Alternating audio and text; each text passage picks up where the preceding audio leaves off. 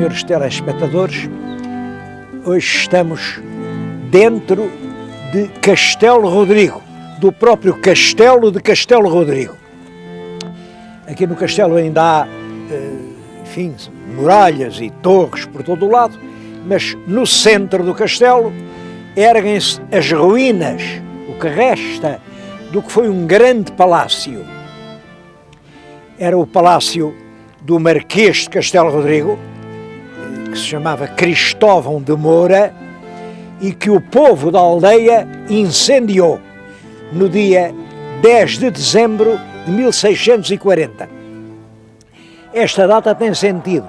Como sabem, no 1º de dezembro de 1640 há uma revolução em Lisboa, é a restauração, Portugal volta a ter um rei português e 10 dias depois a notícia chega aqui e os povos correm ao castelo e pegam as chamas ao que tinha sido o magnífico palácio do Marquês de Castelo Rodrigo. Porquê? Porquê? Estão a ver as paredes que escaparam desse incêndio. É que o povo achava que o Cristóvão de Moura, Marquês de Castelo Rodrigo, era um traidor. Traidor a Portugal, traidor à pátria, e portanto o povo, na sua ira, queimou-lhe o castelo. Bom, isto leva-me realmente a fazer aqui uma reflexão. Afinal, o que é um traidor? Eu não sei se o senhor telespectador já alguma vez de si para si fez esta pergunta. O que é um traidor? Bom, é simples dizer, traidor é aquele que trai. Está bem, mas o que é trair? É faltar à palavra dada? Não, claro que não. Uma pessoa, por exemplo, que dá a palavra de que paga uma dívida num prazo e depois não pode pagar, não é traidor. Não é? Uma pessoa que faz uma promessa simples e depois... Não. Isso são embusteiros, podem ser intrusões, vigaristas, mas traidor é mais grave.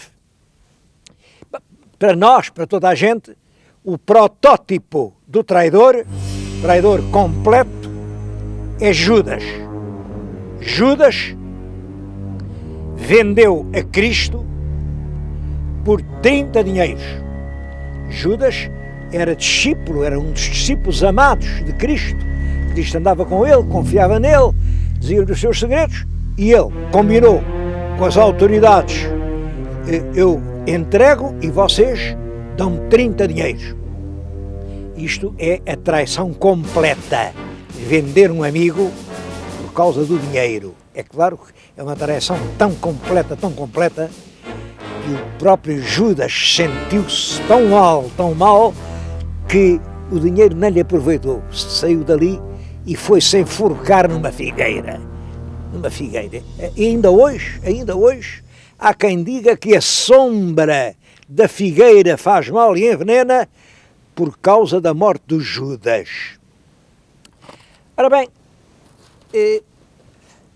esta ideia dos 30 dinheiros do Judas, como sabem, está ligada a um dos símbolos da bandeira portuguesa. Eu trouxe para aqui uma bandeira nacional para falar nisso. Como sabem, a nossa bandeira é um escudo branco com 5 quinas azuis, e este escudo está envolvido por uma faixa de castelos que foi acrescentada só no tempo do rei Dom Afonso III, porque antes disso era só isto, mas a tradição conta o seguinte, é que cada escudo tem 5 pintas. Vou contá-las. 1, 2, 3, 4, 5, 6, 7, 8, 9, 10, 11, 12, 13, 14, 15, 16, 17, 18, 19, 20, 21, 22, 23, 25, 26, 27, 29, 30. É claro que para dar 30 tive que contar 2 vezes a do meio. Mas já o Camões diz que era assim que se contava. 3 vezes 5, 15, 3 vezes 5, 15, 15 e 15, 30.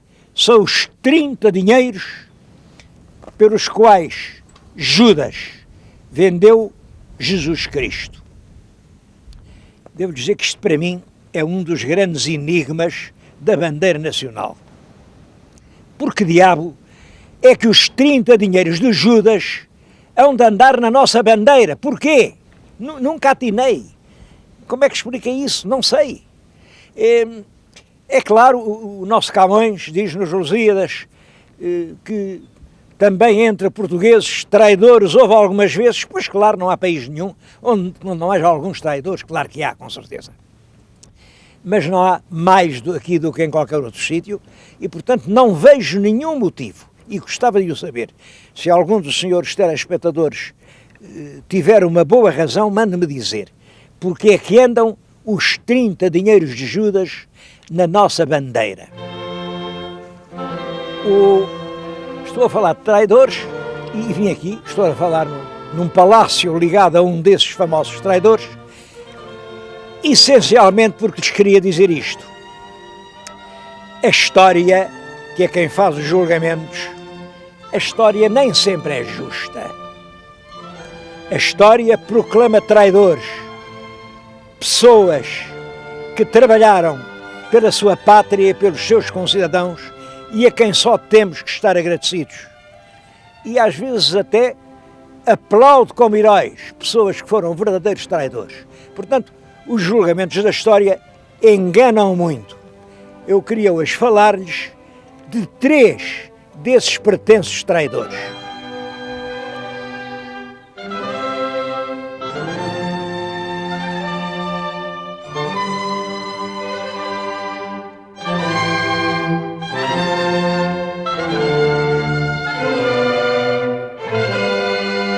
O primeiro é o cardeal-rei Dom Henrique. Bom, os senhores telespectadores, mesmo que não saibam assim muito da história de Portugal, todos sabem que o rei Dom Sebastião, o tal rei que desapareceu para sempre, Dom Sebastião desapareceu na Batalha de Alcácer Quibir em 1578.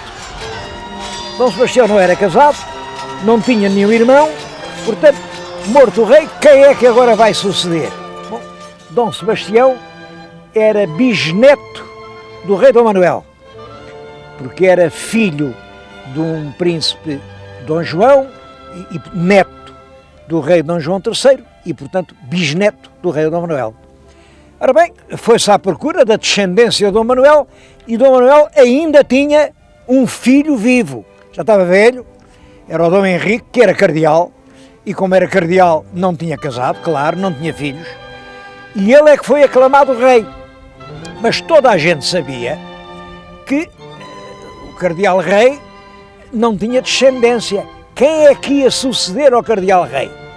Bom, devo dizer que imensas forças, os Filipos, que eram poderosíssimos, reis de Espanha, fizeram pressão sobre ele, promessas, e ele resistiu acima de tudo. Entendia que o rei de Portugal não pode ser também rei de Espanha. Tinha que haver um rei português. É dramática os últimos meses da vida desse homem.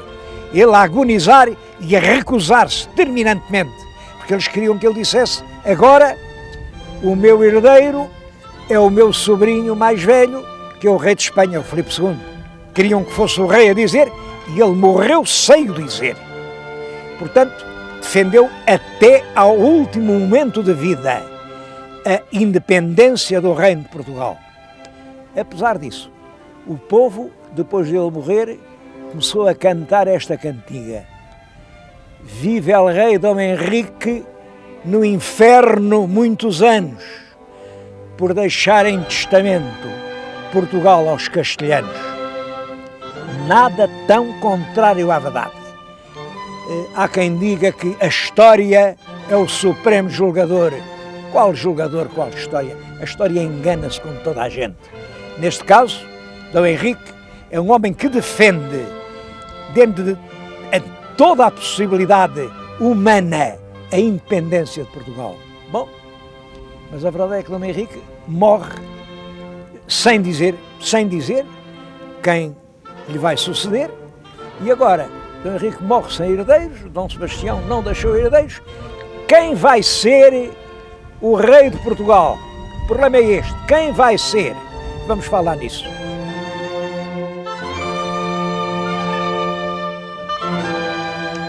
Vamos falar nisso, mas lá fora estava muito vento e eu vim fechar-me aqui no posto de atendimento de Castelo Rodrigo, que é uma novidade.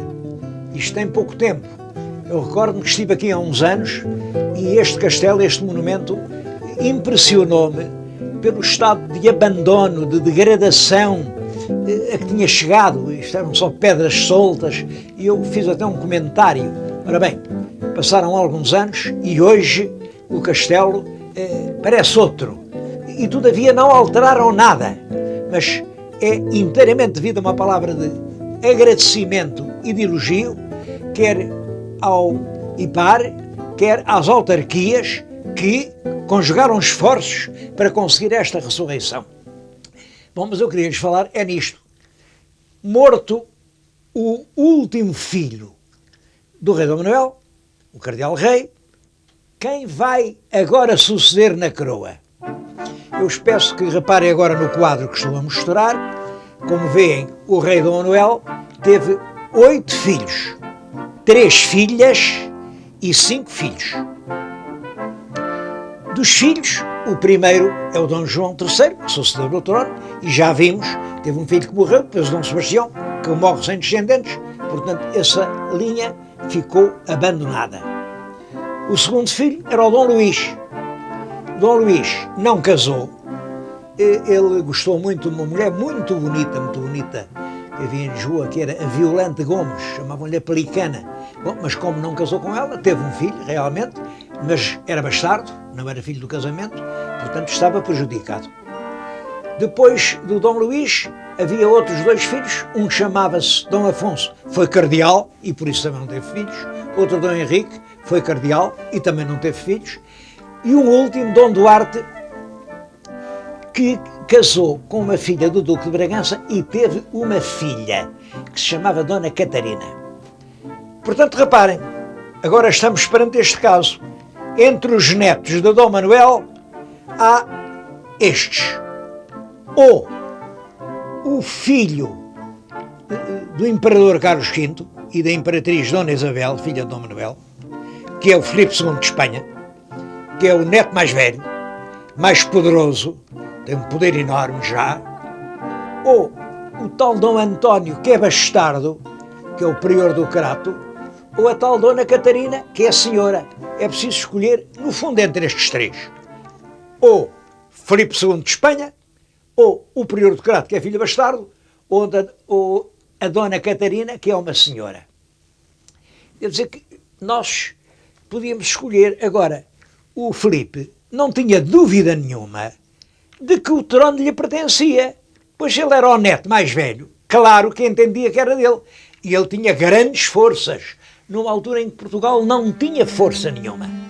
O nosso exército tinha sido completamente destruído na Batalha de Alcácer Quibir, muita gente ainda estava lá prisioneira, muita gente, e portanto, como é que se ia fazer face a uma guerra? Porque não há dúvida nenhuma, Filipe ia tomar conta disto, a bem ou a mal. O que é que pensa o Cristóvão de Moura? Cristóvão de Moura é um homem que foi criado em Espanha, era um homem da intimidade do Filipe, do rei. Filipe II tinha por ele uma consideração enorme e fazia dele o seu secretário de maior confiança. Para perceber isso, vou-lhes contar o seguinte, que pouca gente sabe. Quando Filipe II morreu, é claro, tinha um gabinete secreto, com muitos documentos confidenciais, sei lá de que é que eles falavam, pois deu esta ordem: a chave dos documentos secretos entreguem ao Cristóvão de Moura. Ele que leia os documentos, queime os que entende que devem ser queimados e publique os que entende que devem ser publicados. Isto mostra que o Cristóvão de Moura era o homem da máxima confiança do Filipe II. Foi criado em Espanha, para onde foi aos 14 anos, teve altos cargos, e logo que o rei Dom Sebastião morre, em 1578, ou desaparece, o Filipe diz, vai para Portugal, vai para Lisboa e convence aquela gente de que o rei sou eu é que tenho que suceder, o direito é meu. E Cristóvão de Moura vem e realmente exerce uma ação, falando a bem com uns, a mal com outros. Ele tinha até uns papéis, umas cédulas assinadas em branco pelo rei Filipe, em que estes prometia isto, aqueles aquilo, vocês apoiem o Filipe que ele vai-lhes agradecer muito, e distribuía isso, também distribuía dinheiro. Bom, e conseguiu fazer uma ação de envolvimento e a certa altura tinha praticamente toda a gente por ele. Toda a gente não. O povo miúdo, a raia miúda da cidade, não queria saber nem da força, nem de dinheiro, nem de coisa nenhuma. Exigia que o rei de Portugal fosse um português. Ora, daqueles candidatos, eu pensei que a Dona Catarina era portuguesa, mas era mulher. Ao passo que o Dom António Prior do Crato era bastardo, mas era homem. E já tinha acontecido no tempo de Dom João I. Dom João I também era bastardo. E apesar de bastardo, foi rei de Portugal e foi um grande rei. Portanto, a raia miúda disse, o nosso rei é Dom António. Mas os fidalgos, a nobreza, o alto clero, os homens dos negócios, a finança, toda a gente disse, disparate, claro que é o Filipe. Qual é nisto o papel de Cristóvão de Moura? É o seguinte, é conseguir do Filipe que ele realmente fique rei de Portugal, mas que respeite a independência portuguesa. E deve-se ao talento diplomático de Cristóvão de Moura, que Portugal, apesar de agora ter um rei que é castelhano, Portugal mantém a bandeira portuguesa, a bandeira das 5 quinas. Portugal mantém a moeda portuguesa. Portugal mantém as suas cortes. Portugal mantém as suas leis. Portugal mantém os seus navios. Portugal mantém praticamente toda a sua independência. O rei, esse sim, é castelhano. Mas, se assim não fosse, se isto fosse conquistado pela força, pela violência, à espadeirada, isto era uma simples província espanhola. E então, sim, a nacionalidade podia ser destruída. Foi esse o serviço que Cristóvão de Moura prestou a Portugal. Naquelas circunstâncias, ele salvou o que era possível salvar. Qualquer outra solução tinha sido pior. Como sabem, um dos outros candidatos, o Dom António Prior do Crato, não se resignou, ainda se pôs à frente do povo, porque o povo generosamente quis opor-se ao rei castelhano, ali em Alcântara, à entrada de Lisboa, um exército, mas um exército sem armas, sem artilharia, sem disciplina, sem capitães, sem nada. Tropa, a raia miúda, disposta a vender a vida, mas ainda se opôs à entrada castelhana, mas o resultado, claro, foi um morticínio e o Duque de Alba, que era um grande general, passou. É claro que há aqui uma pergunta que me podem fazer. Eu ainda há poucas semanas farei em Aljubarrota.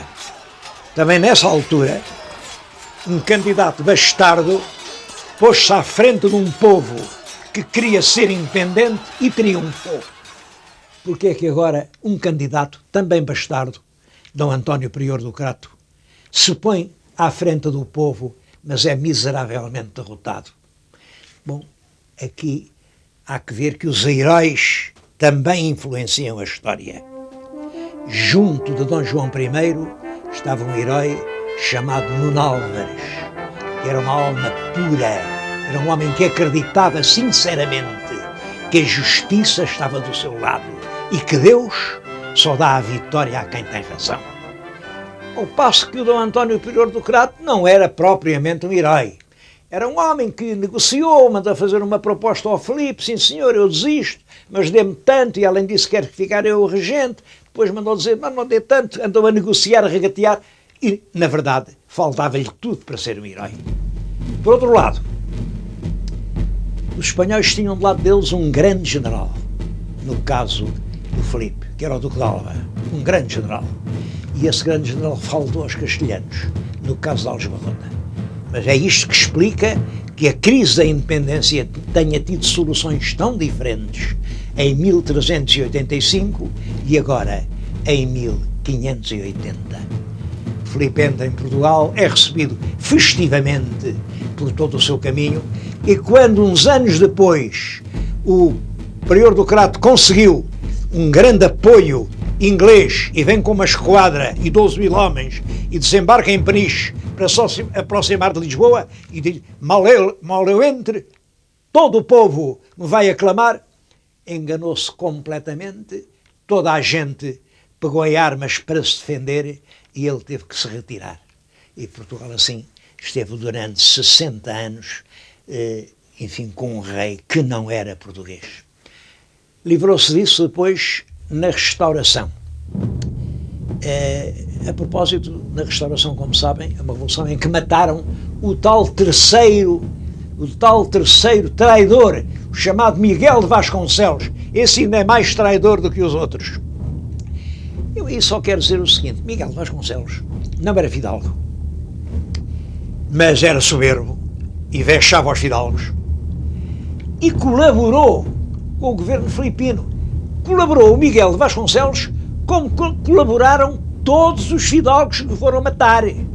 Durante 60 anos, todos os portugueses colaboraram com a situação vigente. Portanto, agora, irem matar aquele, porque aquele tinha colaborado, é realmente andar à procura de um bode expiatório. A história às vezes precisa disso. Para remir uma culpa, inventa uma vítima. Miguel de Vasconcelos era tão bom como os outros, tão bom como o mau. Colaborou com o poder instituído. E se o mataram, não foi por ele ser pelos espanhóis, isso todos tinham sido. Foi por ser soberbo e tratar mal a fidalguia.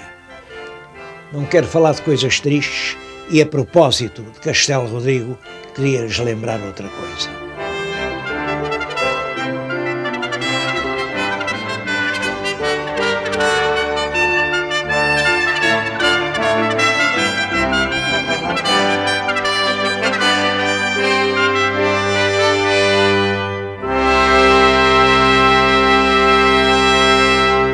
Estou agora na freguesia da Mata de Lobos, nos terrenos da Salgadela.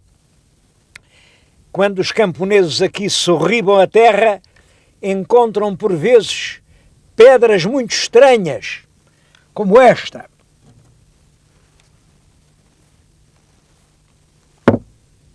Ou esta. Pedras de ferro e de aço. Sou vestígio de uma grande batalha que aqui se travou no dia 7 de julho de 1664, em que os portugueses alcançaram uma vitória sensacional sobre as tropas adversárias. O general português é uma grande figura mal lembrada, Pedro Jacques de Magalhães. O general espanhol era o Duque de Osuna. É claro, como era Duque é um alto cargo, foi nomeado general, mas ele não sabia grande coisa destas. Ao passo que Pedro Jacques era um militar de carreira, começou em soldado, estava no Brasil quando aqui há a Restauração e ele resolve voltar rapidamente a Portugal, mas como é que se há de voltar? Não se pode vir a nada, nem a pé. Ele estava na América Espanhola, em Cartagena, resolve aliciar os capitães dos navios, dos galeões, deviam trazer a prata para a Espanha e dizer-lhes: vocês levam-na antes para Portugal, levam-nos também a nós e nós os recompensamos. Só que um dos capitães aliciados resolveu denunciar a conjura. Pedro Jacques é preso, corajosamente assume toda a responsabilidade e nenhum dos seus cúmplices é incomodado. Ele é metido numa fortaleza, de onde sai à noite, consegue fugir, mete-se num barco, num porão, vai parar a Cádiz e uns anos depois aqui está outra vez em Portugal a apresentar-se ao rei para combater pela independência portuguesa. E combateu, ele entrou em todas as batalhas, todas. Ele levou um tiro numa perna, foi o coxo, ou um tiro num braço, não mexia ao braço, diz que era um corpo cheio de buracos. Bom, e a certa altura, apesar de não ser fidalgo, dão-lhe o comando das armas da beira. É nessa altura que o tal Duque de Osuna resolve entrar por aqui, faz o cerco ali a Castelo Rodrigo, que tinha pouca gente, dizem 150, eu acho pouco, mas 150 homens seria pouco, mas pouco mais seria. E o Pedro Jacques estava em Almeida, E o que faz ele, quando sabe que eles estavam a ser atacados, manda-lhes um recado. Vocês, no dia tanto, à hora certa, saem do castelo e carregam sobre os castelhanos. Porque eu estou lá. Eles não sabem, mas eu estou lá. E ele veio da Almeida, deu a volta, eles não viram e deve-se ter vindo postar aqui. Este marco é feito mandado fazer pelo próprio Pero Jacques no sítio onde ele esperava que os castelhanos recuam perante a temerária investida daquele magote de portugueses, recuam para não apanhar com os tiros e não sabem que ao recuar vai cair sobre eles uma massa de infantaria compacta. Pero Jacques tinha 2.000 soldados de infantaria e cerca de 700 cavaleiros, e essa gente toda acutila os castelhanos pelas costas. O Duque de Osuna não percebeu, então o ataque vinha de lá e agora os tiros vinham daqui e fugiu. Arranjou um fato de frade rapidamente e fugiu. É claro, e os soldados em geral fugiram todos também. E fugir é perigoso. Quem foge está mais sujeito a morrer do que quem obriga a fugir. Houve muitas vítimas dessa batalha. E o nome de Pero Jacques de Magalhães, por causa disso, o rei fez Visconde da Fontarcada e entrou nos quadros da nobreza, é um dos grandes militares portugueses que ajudaram a ganhar essa guerra, em virtude da qual nós continuamos a ser uma bela nação independente.